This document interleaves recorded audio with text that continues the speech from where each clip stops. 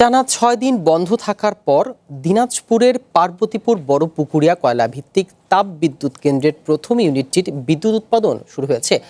ভোর 4:30 মেরামত শেষে ১২৫ মেগাওয়াট ক্ষমতা সম্পন্ন ইউনিটটি চালু করা হয়। বর্তমানে ইউনিটটি থেকে প্রায় ৫৫ থেকে ৬০ মেগাওয়াট বিদ্যুৎ উৎপাদন হয়ে জাতীয় গ্রিডে যোগ হচ্ছে।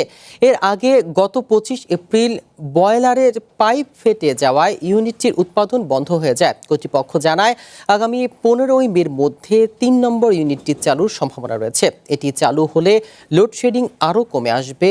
বড় পুকুরিয়া কয়লাভিত্তিক তাপবিদ্যুৎ কেন্দ্রটির মোট উৎপাদন ক্ষমতা ৫২৫ মেগাওয়াট। এর মধ্যে ২ নম্বর ইউনিটটি ২০২০ সাল থেকে বন্ধ হয়েছে এবং ৩ নম্বর ইউনিটটি দীর্ঘদিন ধরে অচল হয়ে আছে।